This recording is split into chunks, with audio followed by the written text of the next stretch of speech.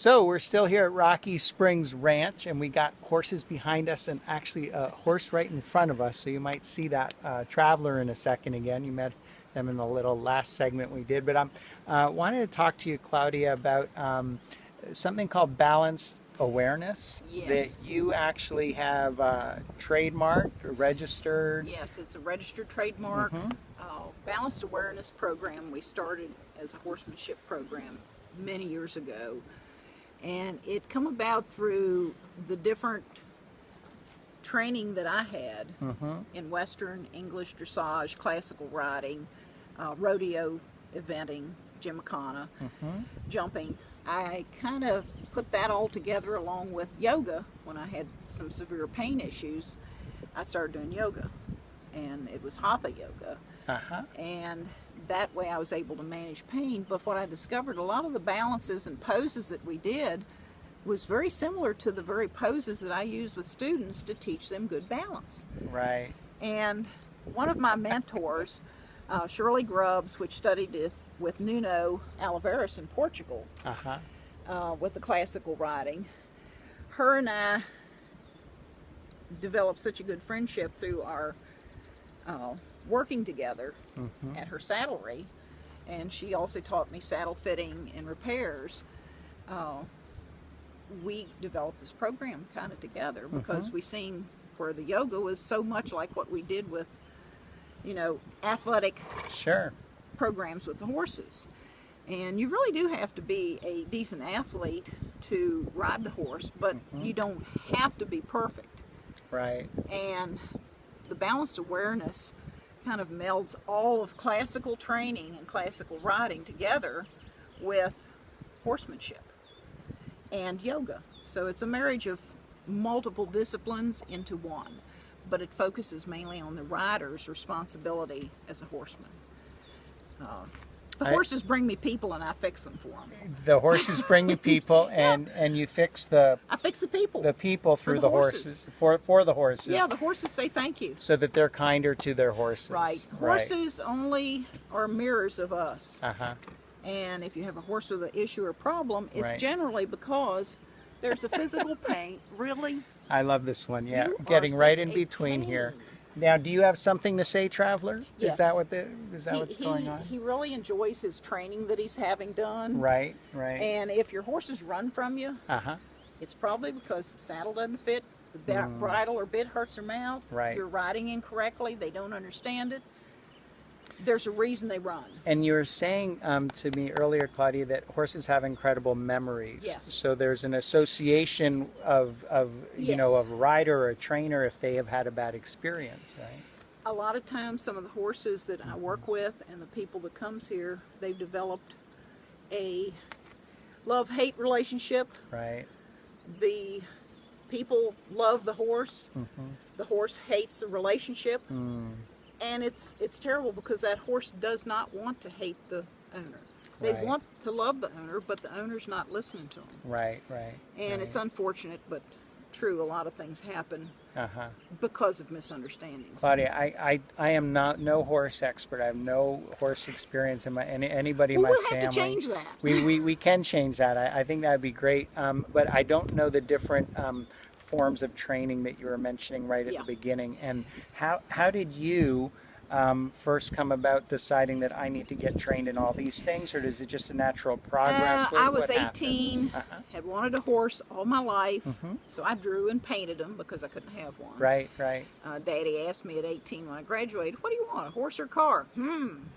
No brainer for you? No brainer for me, so got the horse. And it was luckily our neighbor, Buddy Artrip, was an auctioneer, had horses, raised, bred horses, and he was an extremely good talent at picking the right horse for the right rider. Right. And him and his wife was instrumental in a lot of my education. So he finally found me the right horse.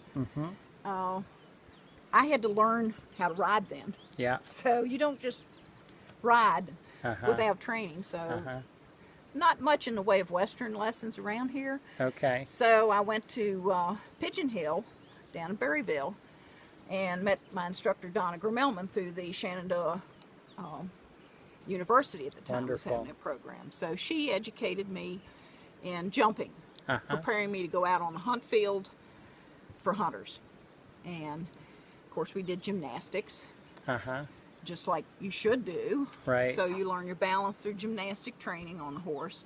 You have to be able to ride walk, trot, canter without your hands, no stirrups before you go over jumps. Wow. That's what you should do. That's not what a lot of people teach, though. And I find it such a limiting for riders to not go through that process of learning gymnastics. And it doesn't have to be really hard gymnastics, just moving on the top of the horse, getting familiar and learning your balance and becoming aware of your body, how it influences the horse and how the horses respond to it. Right. So it's a balanced awareness of your position. I love it. Hello, traveler. Thank you very much for entertaining us. But the more you ride your horse and work them, the more they should want to be with you. Yeah. If they don't, then there's something wrong. Really? Do you find the most communication is nonverbal with your horse that you're riding? Horses speak and communicate with body language. Okay. I use verbal commands mostly to help the people. Really, traveler, let's back up here. Thank you very much. Traveler's doing great today. And so are you. Yeah, he's obnoxious. He's very obnoxious.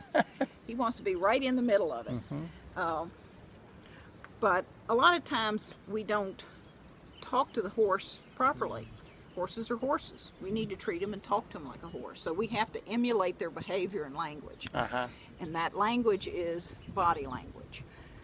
The way your eyes look, the way your head tilts, your shoulder, you know, your hand. Your hand becomes the horse's head and face. Right. This is like a mouth open. Okay. This is like a nose coming up to greet you. Really, just with your hand down? We're like, greeting each other in horse language. Nice, okay. This is, I'm going to take a piece of you if you don't get out of my face. Okay, You were talking about the predators and Predator-prey response. Right, and that to a horse we really are We are predators. Yeah. And if we don't act like horses, they never really look at us as a herd leader. Right. The leader's not cruel, mean, or anything else. The leader takes him where good food is, it takes him where fresh water is, it protects him from predators, it protects him from the elements, and it guides and leads them. So we have to emulate that guiding leadership and teach the horse that we're their leaders. He's a ham. Yeah. He is a big ham. Claudia, I understand a little bit more about what balanced awareness is all about, and so does Traveler here. Traveler says he loves balanced awareness. That's great. What else would some of the horses say if we could understand them in their Well, a lot of times they say, man, my saddle hurts. Oh, my girth hurts because it's in the wrong place. This saddle doesn't feel right. My feet hurt. My mouth hurts. Your hands are pulling on my mouth, and I can't understand what you're wanting me to do. Right. So confusion, it's right? confusion. They become completely confused and disoriented. And There's some as you action just happening. could see, there's a verbal discussion going on with two of the mares. Oh, I'm just gonna. And everybody else moved away. They swung back. Yeah, they were all eating there Those are nicely. And Maggie, the lead mare, and Raven, the new mare coming in, that's an old leader. So they have a discussion over who is the leader. okay. They do have a verbal, and that's why I use word commands. Right. I, through association, teach them what the word walk, trot, canter, hoe, come. Sorry, didn't mean come. Right.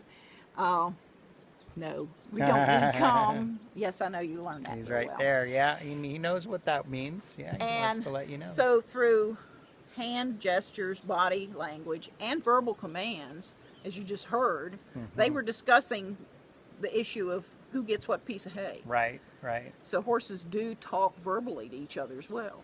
So that's why they're able to learn language. We're supposed to be smarter, but why can't we learn their language first before we teach them ours? There you go. There you go. Well, I really enjoyed my time here at Rocky Springs, and we are just a few miles south of Gore. We're about 6 miles from the Gore turnoff on 50. On Route 50, just west of Winchester, Virginia. We're only 9 miles south where you turn off, so it's about 14.5 miles up here. Beautiful drive and beautiful Yeah. country. And Well, I'm beautiful glad place that here. you was able to make it up. It was great. Thank you. Thanks, Traveler, and all of your other friends.